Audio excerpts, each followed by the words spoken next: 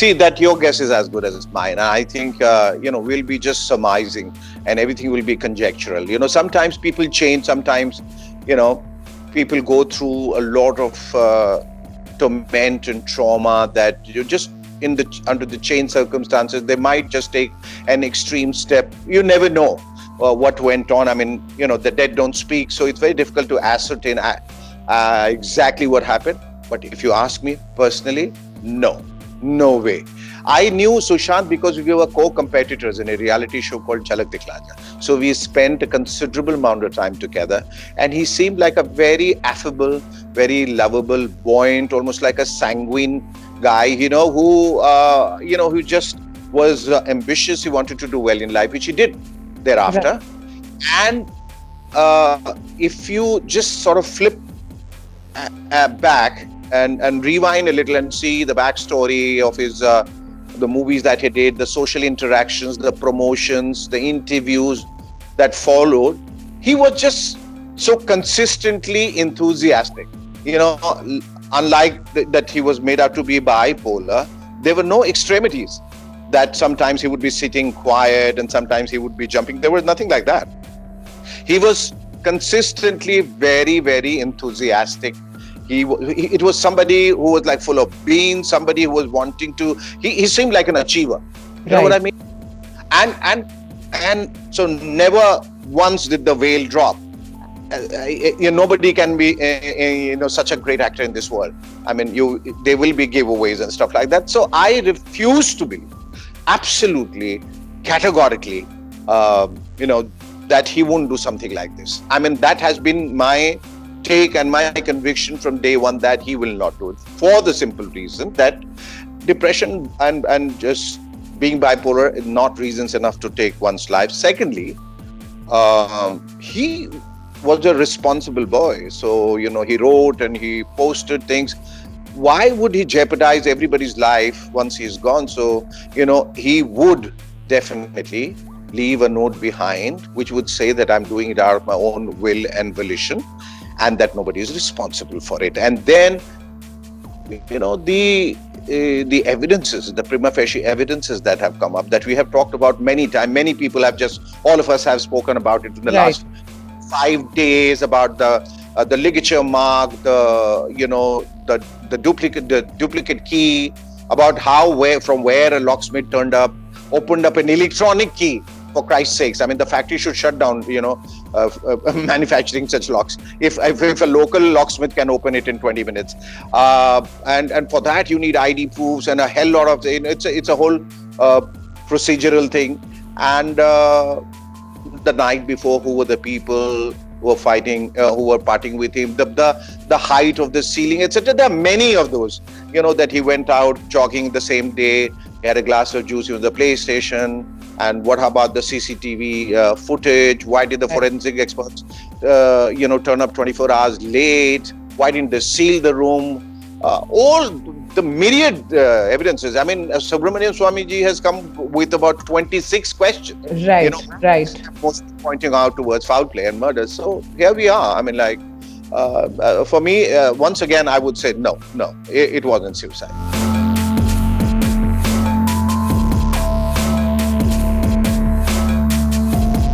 I did not speak to the father or anybody. I think they were grief-stricken and they were too traumatized. And in any case, I just wanted to share their grief also because for the simple reason that I had lost my son, a young son, and I knew what the trauma is, for a father to go through and believe and accept the fact that his young son is no more. I was governed by my heart. I went to Patna. I met the family. I sat there without exchanging a word. Not that I was wanting to. I just sat there. I just wanted to be there, hold his hand, and come back. That's all I wanted to do. And that's what I did. And so I really don't know what was going on in his mind, what he wanted. But I was, by that time, I had launched a forum called Justice for Sushant Forum. And I was very clear about the fact that I have to take this ahead. I also wanted political support. Somebody, in Patna, like the chief minister, he unfortunately could not meet me because of COVID, but Tejasvi did. So he's the opposition leader. So we called a press conference where we categorically specifically said that this is a non-political meeting, and this is basically to garner and muster up political support so that we can pressurize the Maharashtra government further to kind of press upon a CBI inquiry. That was it. And I came back, and I was a little apprehensive, and I was also a little disturbed of the fact that the family for a long time wasn't coming out. And then and saying anything for that matter, that would have given it a lot of strength, our movement. But I thought that, see, we were all fighting it individually. You know, he was an actor, he was in the public domain, and it didn't matter really. I mean, it did, but you know, even if the family chose to not speak, I thought that didn't matter, because you know, this was our fight, you know, everyone's fight, and we could probably go ahead in our own sweet way, which we did, which we have been doing. And finally, eventually, the family has come forward and finally filed a FIR. And I'm not too sure. I think I read somewhere that he was oblivious of the fact that he was depressed, his father has said. And so that completely refutes the charges that were leveled against Sushant, you know, post his death, which is so unfair.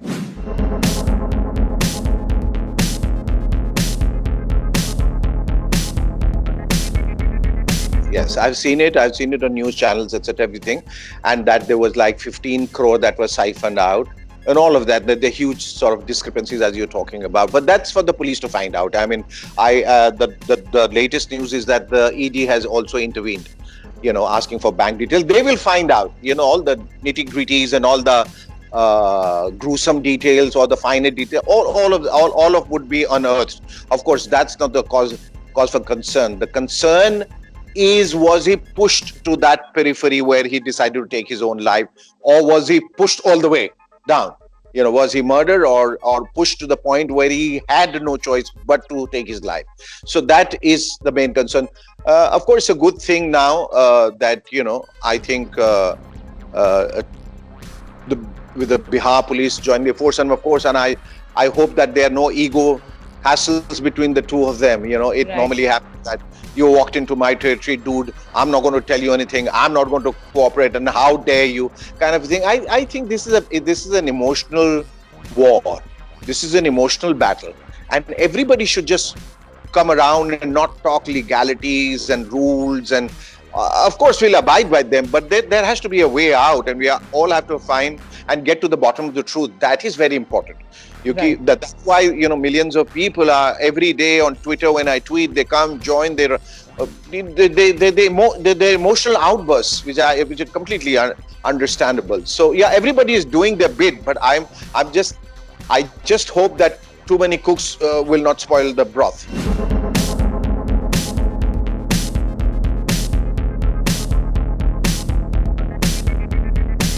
What can we say? I mean, if you know, the highest court says that it is not permissible, and that let the police do its job, then I guess that we'll have to wait and watch if there is probably any other way that you know, probably we can reach out to the right people, or the right way to reach the CBI inquiry. I really don't know. I mean, there are caveats filed from all sides, and there is this jurisdiction problem. So I don't know the technicalities and legalities, how it's going to end. But let's hope that, you know, there is some lacuna, there is some, and I hope that it's not an impasse. I hope that we can probably just work around the problem, and it would happen for people who have been fighting for it. For them, it's just a single-minded focus that, you know, we want a CBI inquiry. Now, what is happening is that there are wheels within wheels now. It's getting so complicated. Right. It is now going all over the place. It's messed up, and I think it's just losing its sense of direction. You know, Sushant's father is going to approach the Supreme Court individually. So maybe the court order is going to be probably diametrically different from what it has passed right now. So we have to just wait. But it's, you know, it's turned out to be very exhaustive. It's tiring. It's taking its toll, and you know, people are losing their faith and patience both at the same time. I mean, the Home Minister Maharashtra, you know, one would not understand his impertinent, almost morose insistence and his stubbornness to say this will not happen. I don't understand why would somebody be so rude to the people, and why would somebody be so just come face to face and say this is not going to happen. It's like, okay, we chose you and we expect justice, and you are just brushing us aside like we are insects. Right. That is very, very demeaning, and in the most disparaging manner that it was said is not good, is unwelcome.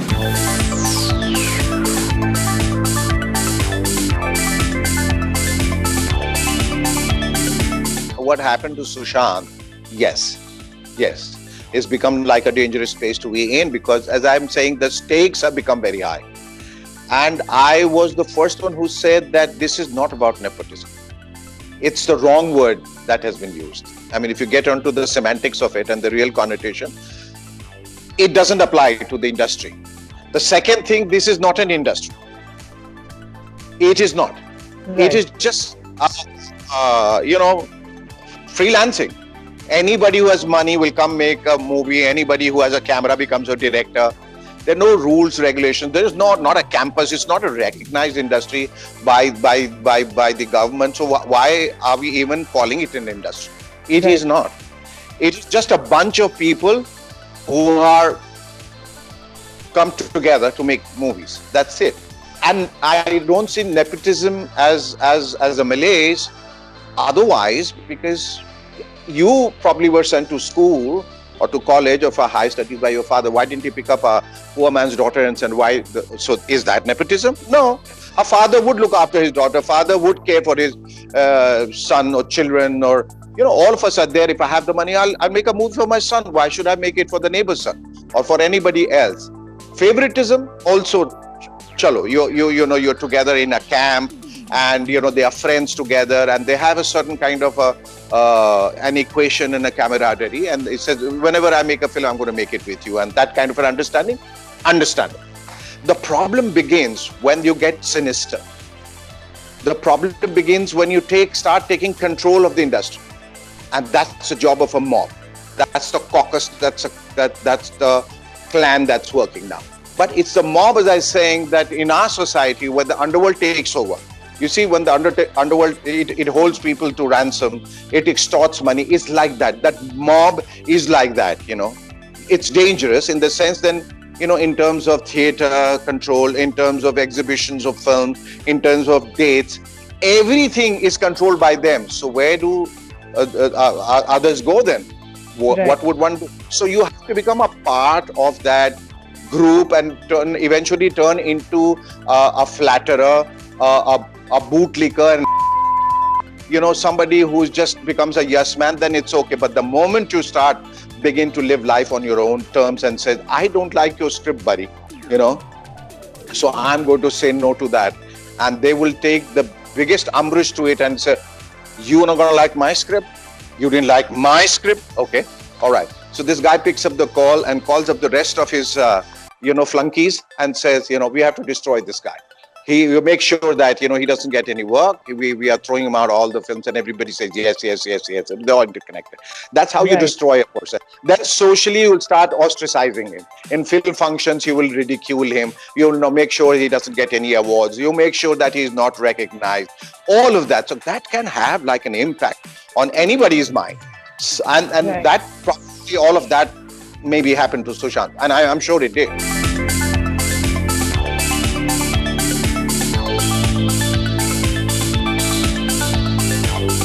A couple of things. Follow your heart. Whatever your heart tells you. Don't be in a hurry for any kind of stardom. That is very toxic. That would lead to depressions. That would lead to all kinds of problems occurring in your head and all around you. It's a very vicious cycle. You should avoid that viciousness. Stay away from it. As you said, concentrate on your craft. Be a good actor. People are bound to notice you. But if you are going to be looking for camps and I should join this one and that one big one, you will always end up with a heartache. and then you will be bitter, and then you will pass it on. So be in a very, very positive state of mind. Also, as I think as you walk into the industry, you walk into it with your eyes wide open. You know the impediments, you know the deterrents, you know the perils of being in the industry. I mean, there is this much space and there are so many people vying for it. So there's bound to be fierce competition. So as I said, and I meant it, that in this industry they will walk over each other's dead body to be there. So you have to be prepared for all kinds of exigencies, for all kinds of traumas, and you'll have to have nerves of steel. You have to be slightly hard-hearted, and because only then you can bear the onslaught of all these things which are not within your cognizance and which not within your control. Right. But be focused, be determined, and stay like a good human being. Be competitive, but don't get fiercely competitive. Don't become into like a mercenary where you don't get into a cutthroat competition, because then it's a dangerous path that you would be following.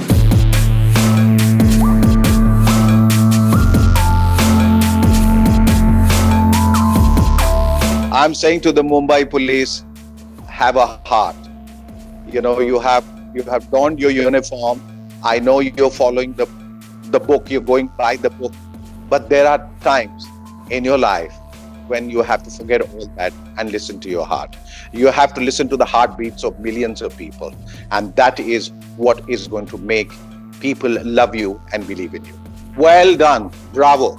We're just also proud of you that you have stuck to the groove, that you have been consistent, that you have been persistent, and you have fought with all your might, and the right will happen.